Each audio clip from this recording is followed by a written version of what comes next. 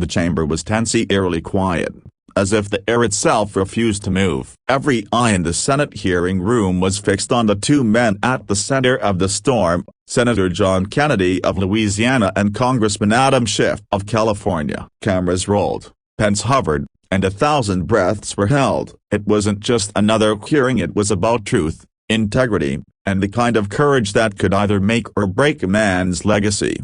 Schiff leaned forward, his expression sharp and confident. "Senator Kennedy," he began, his voice cutting through the silence, "I think we've all heard enough of your political theater. This committee doesn't need Southern charm up, it needs facts." The words hung heavy, laced with condescension. Kennedy, calm as a man sitting on his porch with sweet tea in hand, slowly removed his glasses and set them on the desk. The pause was powerful and deliberate. His eyes, steady and unflinching, locked onto Schiff's. "Well, Congressman," he said softly, "bless your heart for trying to silence me. But when someone tells me to hush, that's usually a sign I'm saying something they don't want heard." The crowd murmured. Schiff tightened his grip on his notes, his composure cracking ever so slightly. Kennedy continued, his voice steady but carrying the weight of conviction. "You talk about facts. Let's talk about the ones America actually cares about. The small business owner in Lafayette who can't afford to keep his lights on because of bureaucratic nonsense. The single mother in Shreveport who works 2 jobs and still can't afford healthcare. The farmer who's drowning in red tape while Washington argues about whose fault it is." The silence in the room deepened. Even Schiff's staffers shifted uncomfortably.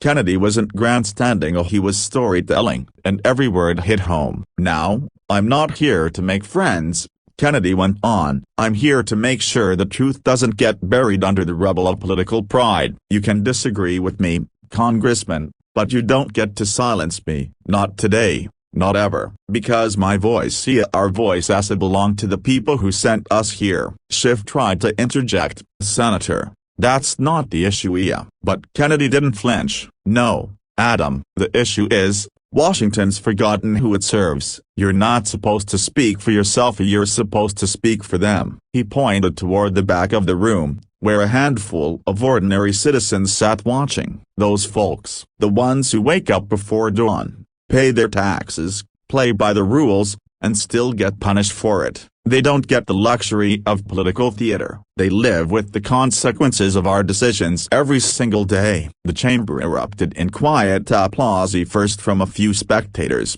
then from several senators who rarely agreed on anything. Schiff's jaw tightened, his face a portrait of frustration and disbelief. He'd expected to corner Kennedy to make him look small and foolish before the cameras. Instead, Kennedy had flipped the script with nothing more than honesty and heart. But Kennedy wasn't finished. He leaned back slightly, his tone softening. "Congressman Schiff, I don't hate you. I don't even dislike you. But sometimes, I think this place forgets that disagreement doesn't make us enemies. It's supposed to make us better. Iron sharpens iron. Remember, the day we stop listening to each other, this great experiment called America starts to die." The words lingered. Even Schiff seemed at a loss for a moment, his confidence melting into contemplation. The cameras zoomed in on Kennedy's face, a man not drunk on power, but filled with principle. After the hearing adjourned, the video of Kennedy's exchange spread across the nation like wildfire. Millions watched him stand tall against the attempt to silence him.